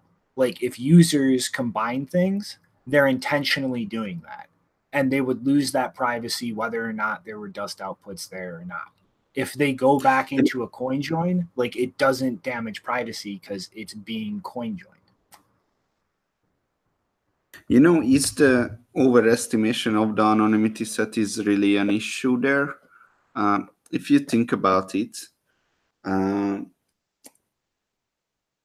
it has been sent to an address that's already been mixed, right? So that has an anonymity set. And if they send money to that address and they just use the dust together with that address, it's more like an issue with the whole concept of anonymity set inside the wallet, isn't it? So it's yeah. it's interesting. Now nuances there, yeah.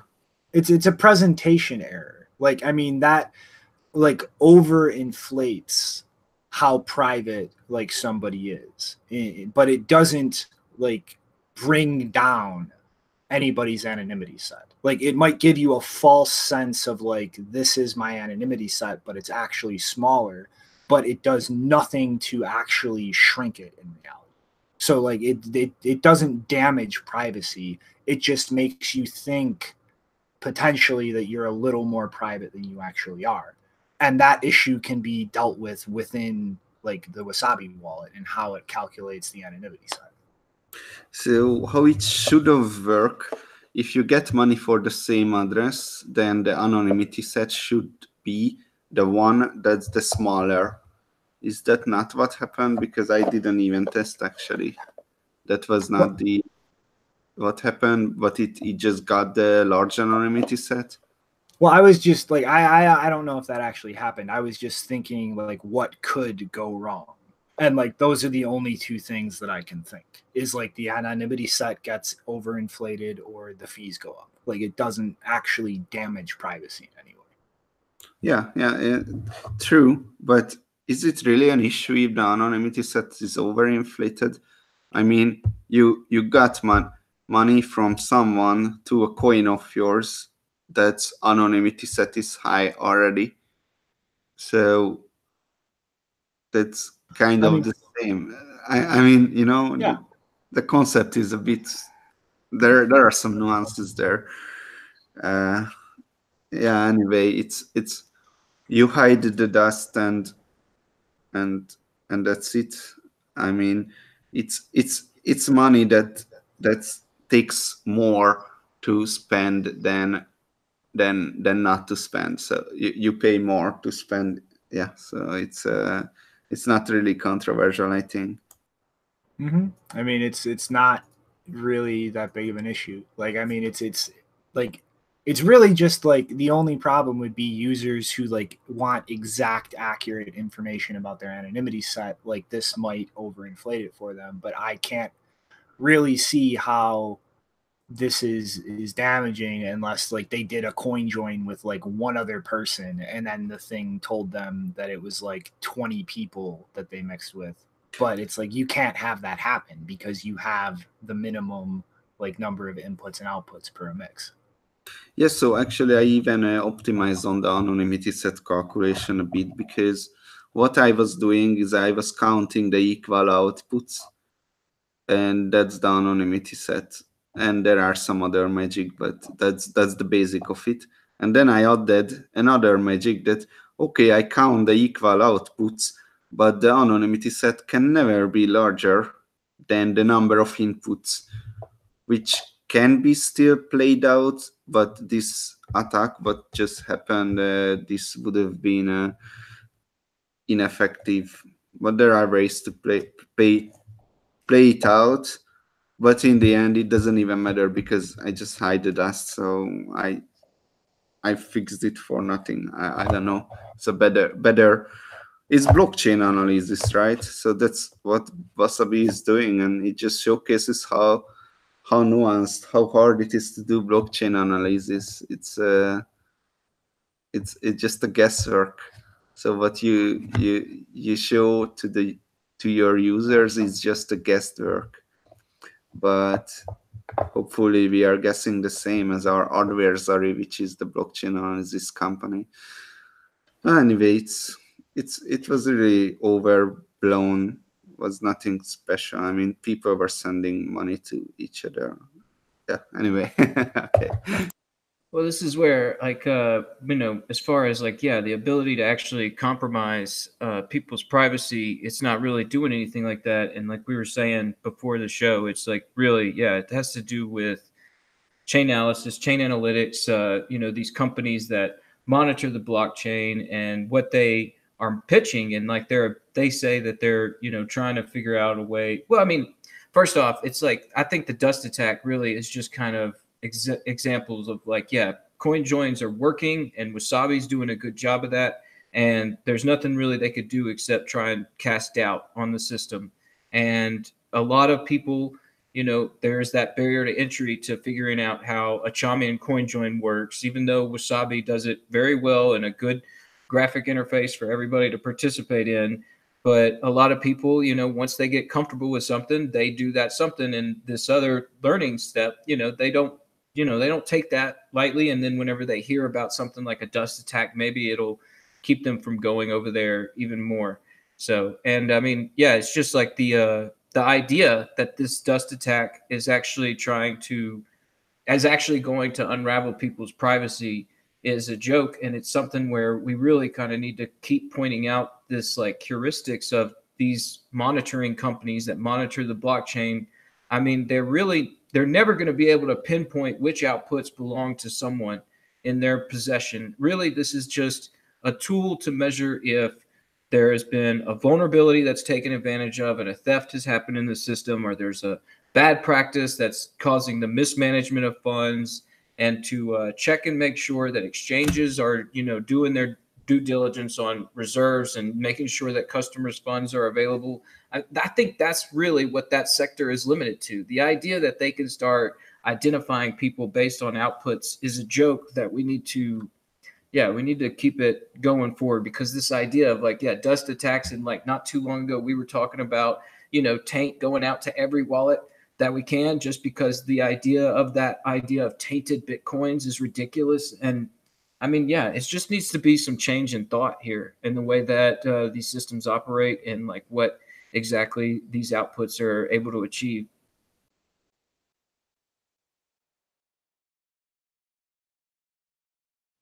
All right.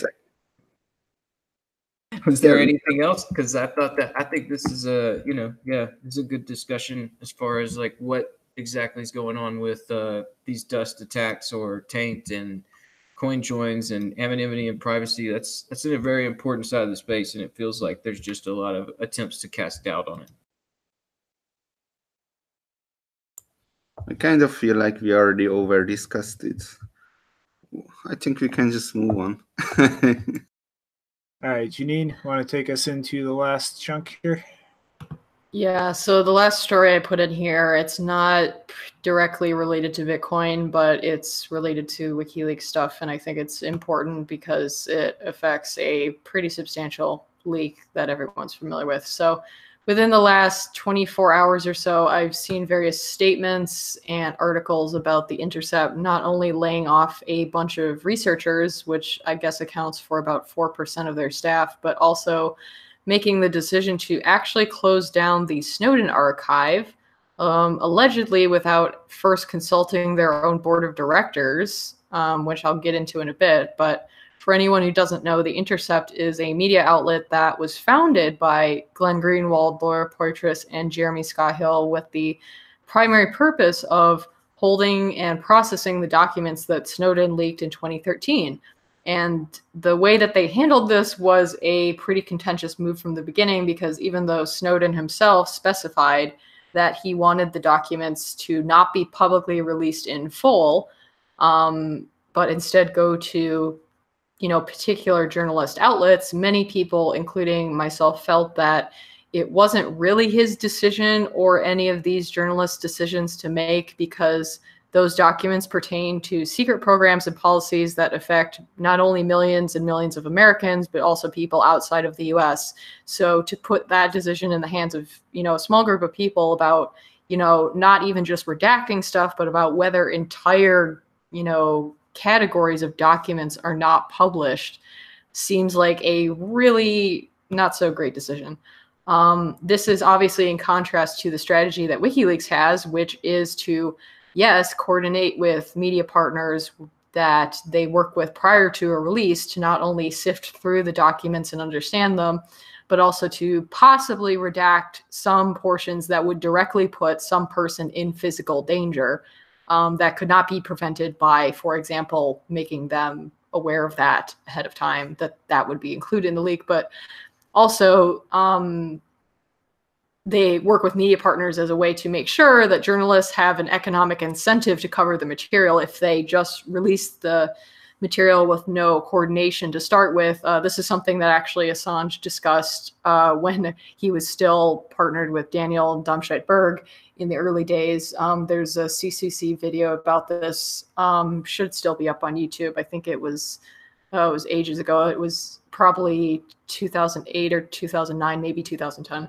But he talks about the economic incentives involved and why they decided to do this whole coordination thing. But the documents that WikiLeaks eventually publishes are eventually all published. WikiLeaks really tries to not put itself in the position where they are some kind of authority figure who decides what parts of an archive of a document leak are of public interest and which parts are not. And Assange has even argued that if you don't give the full context by providing, you know, the full archive, the value of the portion of documents that you do publish is diminished because it doesn't have the full context. And, you know, it's impossible with the scale of documents we're talking about for someone to evaluate, you know, whether a particular part of the context is missing. Also keep in mind that it was WikiLeaks, specifically Sarah Harrison in particular, who helped Snowden get to a place of safety, not the Intercept, not the Guardian, not the Washington Post, or any of these other media outlets who have literally won prizes for work that was sourced from Snowden's leak. However, originally, the Intercept at least had the strategy of slowly releasing the contents of the archive over time to basically follow this economic incentive argument and make up for the risk that people like Glenn and Laura also took from a publishing perspective in working with these documents. And their literal mission statement when they launched in late 2014 or early 2015, can't particularly remember, I know it was at least by early 2015, was that they will, quote, provide a platform and an editorial structure in which they will aggressively report on the disclosures provided to us by our source, NSA whistleblower Edward Snowden. Unfortunately, as I said, CEO Michael Bloom of First Look Media, which owns The Intercept, emailed staff on Wednesday, yesterday, that as other major news outlets have ceased reporting on it years ago, The Intercept has decided to focus on other editorial priorities after expending 5 years combing through the archive. According to this same report that I just quoted from, lawyer Porteous is apparently pretty angry about this, and I think she even said that the board of directors for The Intercept, which she, or I don't know if it's The Intercept or First Look Media, but the board of directors for either of those, which she is supposed to be on, was not consulted about this prior to the decision being made, and I guess the email going to staff members. And apparently the editor-in-chief, Betsy Reed, was informed of this.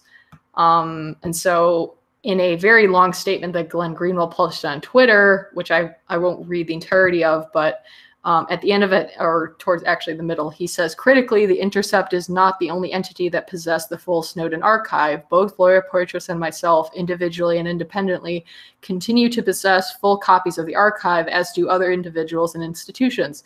They are all free to do what they wish with their copy of the archive.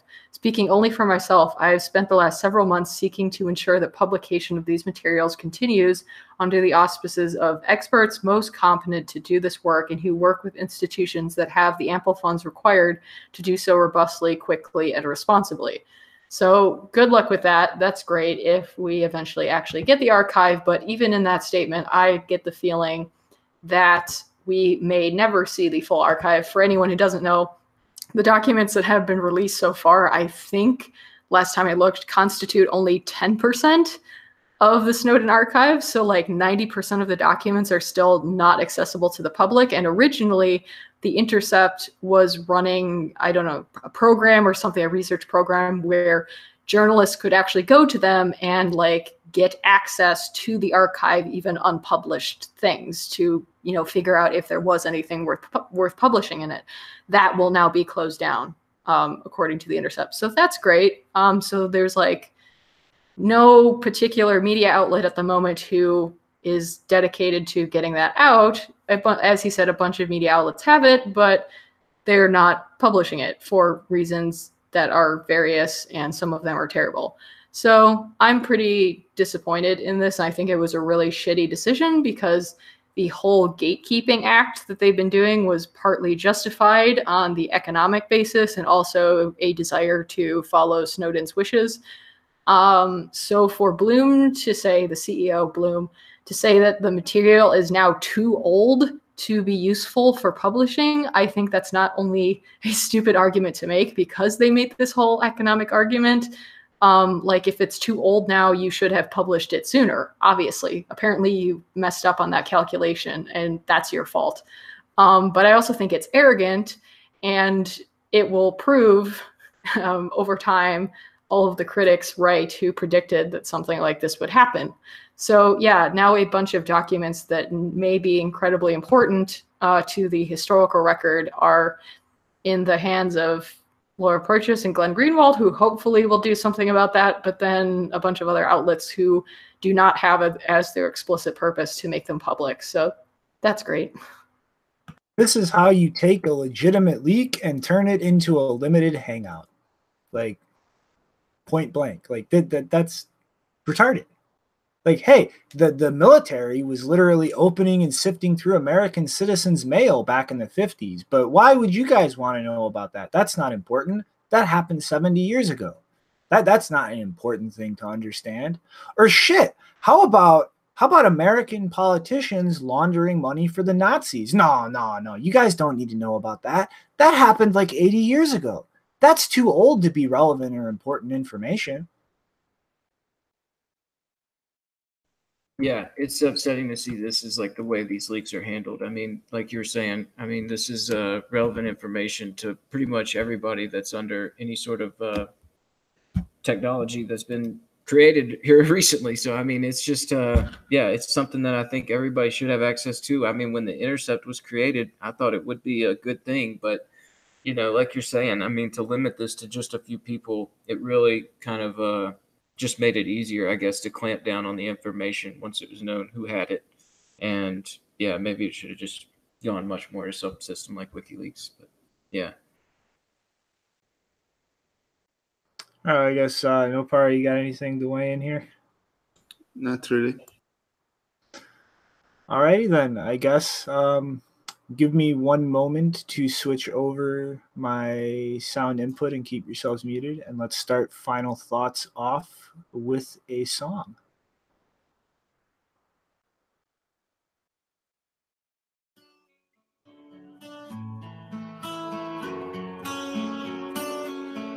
Yeah, you are my treasure, my own league ledger. Believe when I say, please get off Coinbase. If we are two chains apart, you are for my heart. When you say you're still on Coinbase, tell me why are you still using Coinbase? Tell me why are you still using BitPay? Tell me why I never wanna hear you say I'm still on Coinbase. Am I?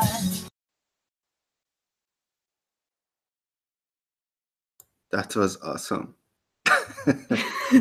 So it was probably displayed on the screen, but the song was by Coindaddy, and I added it to my archive of delete Coinbase music, which is still going on, by the way. Yeah, this was the best one, I think. I was listening to this laughing. The whole thing is great. If you get the link down in the chat, check it out. Or maybe we'll throw it in the show notes. Mm-hmm. Yeah, it'll be in the show notes. But yeah. Epic memes. All right, so Rick, what is your final thought?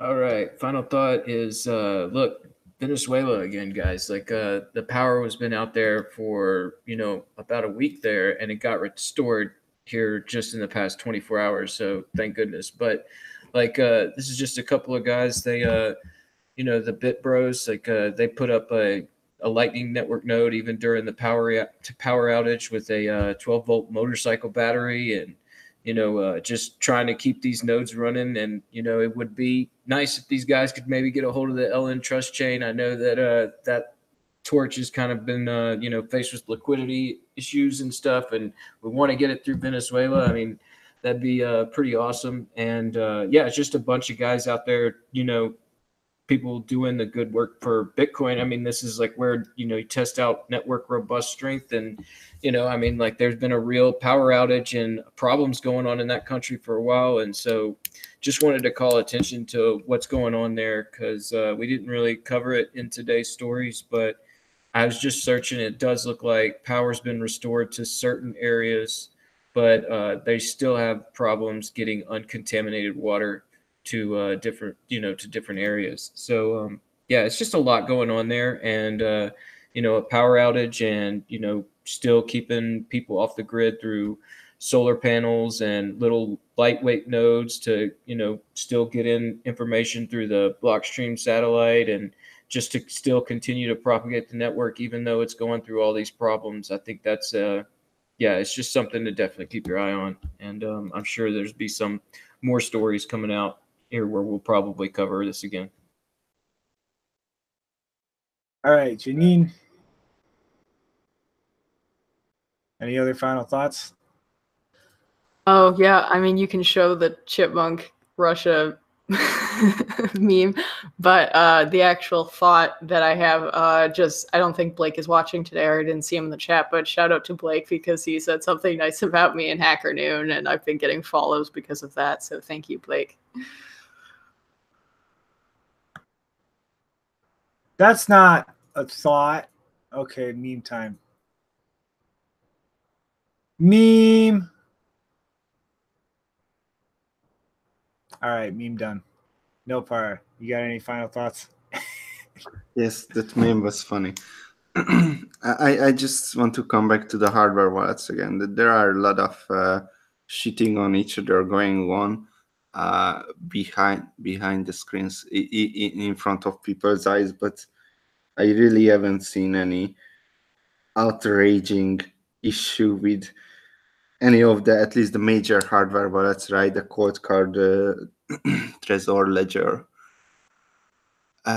So I wouldn't accept as an argument that it can be hacked if you have access to the device, because that's pretty much can be done anyway. All right, that's so concentrate on the color, not on the brand. I like how you appropriately listed them in the order of quality. Yes, I was too. I don't feel like fighting, so I paid that attention to do it this way. But yeah, it's a fun time out there. I guess I don't know. My last thought is board games are awesome. That has nothing to do with Bitcoin. So on that note, that wraps her up for the day, and we will see you guys on Sunday. Adios. Later, everyone. Fully automated luxury communism on the satellite. Bye.